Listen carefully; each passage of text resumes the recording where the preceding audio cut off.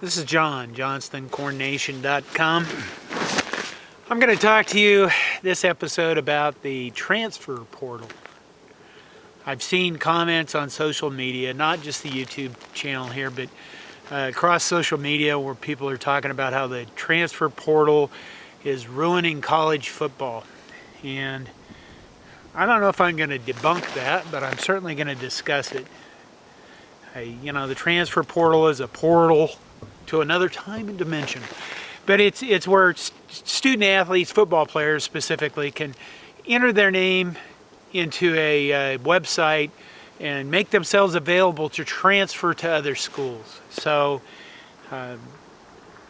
it's some people see it as like, oh my God, this is free agency, and it's not really like that, because normally you would have to transfer and sit a year out unless you're a grad transfer, and then you're immediately eligible, which is why we can see stuff like the most famous grad transfer, I think, is Russell Wilson. Went to Wisconsin from one of the Carolinas. Maybe I should have researched this a little better.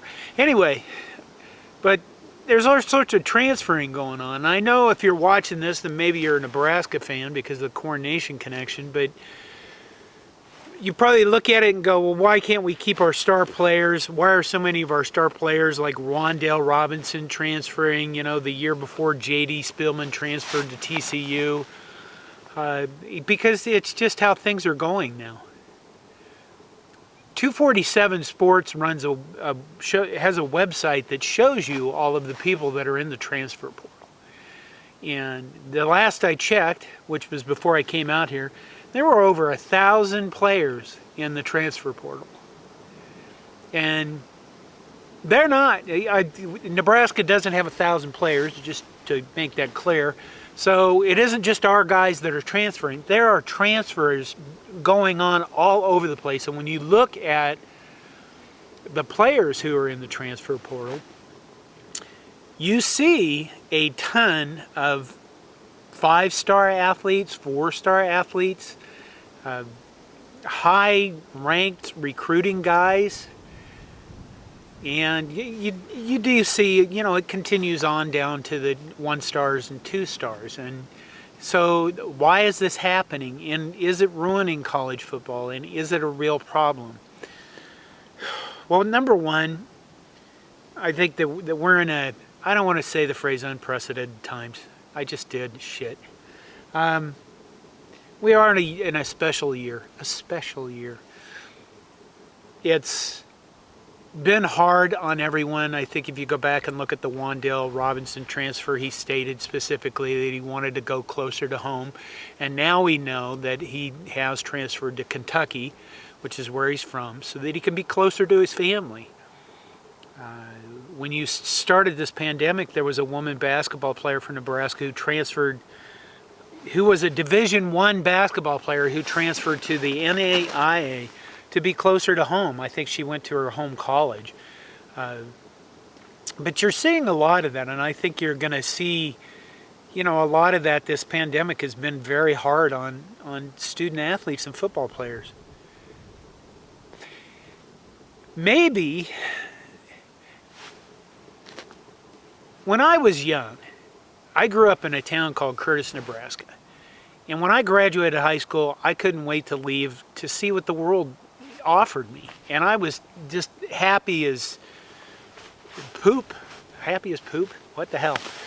To go to the University of Nebraska, Lincoln, and get out of my small town and meet all sorts of new people and get into studying for a higher education degree, and what a lie that is, because mostly I was apparently really excited to drink shit tons of beer and party, because I was damn good at that part.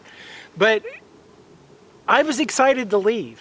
A lot of these people, when they're young, maybe your experience was different, 18, 19 years old, and they're leaving home for the first time, and some of them are, for Wan'Dale Robinson, I guess we could stick with him as an example, from Kentucky to Nebraska, probably a big difference, culture shock. I'm not talking about corn and beef, just even the way that people act, the way people are, the way that people treat each other in public. Yeah, I live in Minnesota. People in public here don't talk to strangers. They don't. I remember being at a restaurant one time. The table next to me, there was two guys, and one of them said, "Well, what do you think about this certain food item?" And I looked over, and I said, "That's really excellent. You should try it." And they got mad at me because I was a stranger that offered a comment on people in Minnesota. Strangers, they don't talk to each other at all. They stare at their shoes a lot, their own shoes, not other people's shoes. Those are the extroverts. That's not true in Nebraska or in the South. People in the South freely talk to each other. Sometimes like they were long-lost brothers meeting for the first time. Anyway, we're off track. But, you know, you go out as a college freshman and you're in a new environment and you are expected to study. And if you're an athlete, you're expected to work your ass off to even get on the field to play for a football team. So it's not that shocking that you're going to see players that want to leave and go somewhere else anyway. But in this, you know, when you were cooped up, the Daily Beast recently had an article about how tough this year was on college athletes, and I'll include a link to that in the notes section. I don't know if you'd trust the Daily Beast that much, but it was a decent article. But it talked about how difficult this was and maybe how they shouldn't have been playing football at all because of the health risks to very young people. And I know maybe if you're watching this, you still think this whole thing is a joke, but there are health risks to certain people, and those are lifelong. You know, myocarditis is a potentially huge issue in people and shouldn't be taken lightly. And you do kind of question why we're having all these unpaid athletes. They are unpaid. We'll cover this in later videos, I'm sure, but they are unpaid. They are compensated by a full scholarship and some per diem stuff or, you know, extra money, but they're not paid. And you basically have coaches who are making millions of dollars a year. Is the word exploit too hard? Because I don't think it is. Exploiting unpaid labor to make millions of dollars a year, and not, and some of them clearly not give a flying fuck about what happened to their student athletes. They don't. And we'll go into this at later videos too. Back to the transfer portal. You have 1,000 players in this portal. That's a lot of people. And they're all looking for a different home. And it may not be that they're going to go to their home near their home, their new home near their home, but they're just going to find a new place to play. Nebraska picked up Marquise Stepp from USC to replace Dedrick Mills, who decided to go to the NFL. You know, Patrick O'Brien was a player that was a quarterback in Nebraska, and I believe he's transferred again from, was it Colorado State to Washington. I don't know how many, that's 3 teams. You're trying to find a place where you can fit in, and I suppose for a lot of these kids, well, they're not kids, but again, another subject. They're looking for a place that they can play enough to get into the league. Or we had, I believe, Matthew Anderson transfer to Nebraska, and he went to one of the Louisiana, Monroe maybe, but he transferred closer to home and probably looking to get on the field more. The word loyalty is probably coming up in your mind. They signed on the dotted line, therefore they should be loyal to the institution that they signed with. You know, loyalty is a word you use to hold somebody in place. On a certain level, it's a dishonest word because you're basically using it to say, I trust your integrity. You're calling out that other person and say that you have to be honest to this.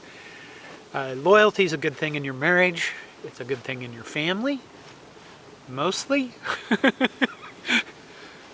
It's not really a good place, and it's not a good thing necessarily in the workforce or in what you're doing as a chosen vocation. I'm 58 years old and I'm in IT. This is the time in my life in which people are jettisoning people of my age in my industry. And if you think, if you're my age in my industry or another technical industry, and you think that your organization should hang on to you just because you worked for them for 25 years, you're kind of a special kind of dumb. You need to open your eyes because that loyalty disappeared 40 years ago. And you know that. And you're fooling yourself otherwise. But these kids should have the right to transfer to other schools. And let's be honest, if you were 18 years old and things weren't going well wherever you were, if you decided, for example, to be a Nebraska kid that decided to go to Michigan State, and you get there and you spend a semester there as a student, not a student athlete, and you hate it, why would you stay there? That's not a loyalty, that's a contract, it's a financial obligation. You can just leave and go wherever you want. I don't know why we would think we needed to hold student athletes, especially football players, to that same level of standard. You know, if it's not working out, just go somewhere else. It's okay to quit and move on and do other things. There's all these people that have this, you should never quit anything. You should finish what you started. Yeah, actually you should fucking quit sometimes.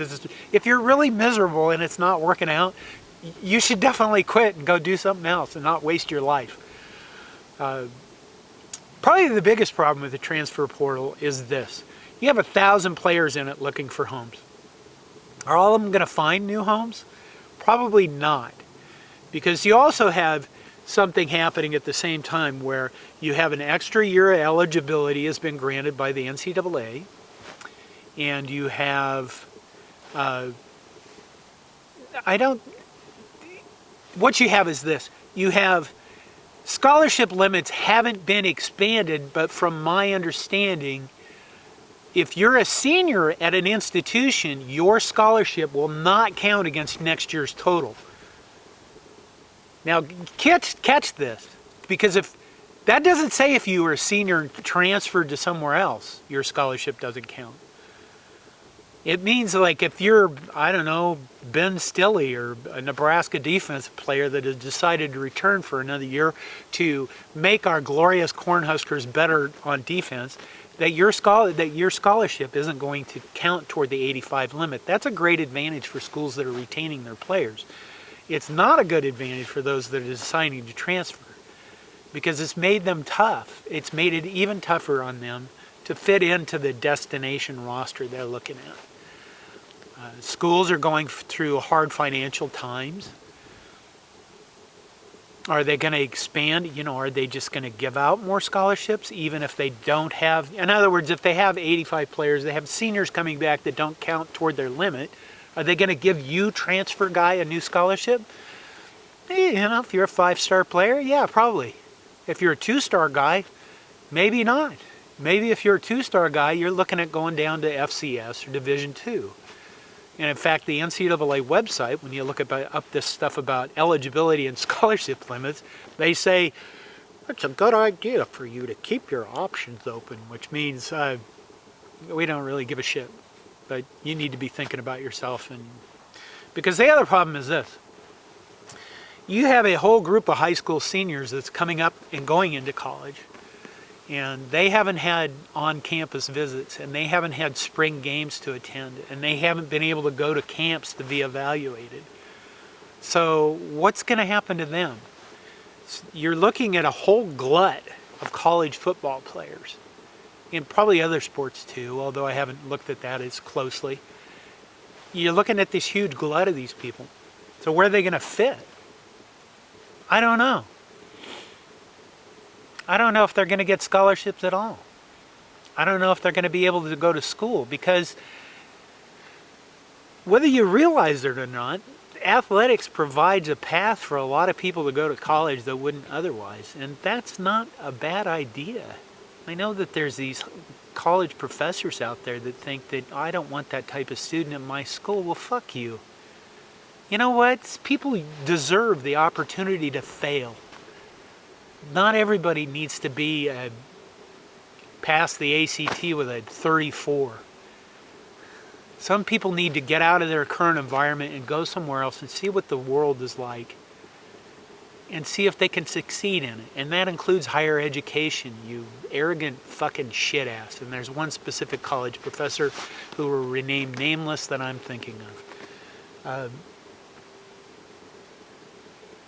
I don't know if I know anything else, but I'd say this. Is the transfer portal ruining college athletics? Is it the Wild West? No.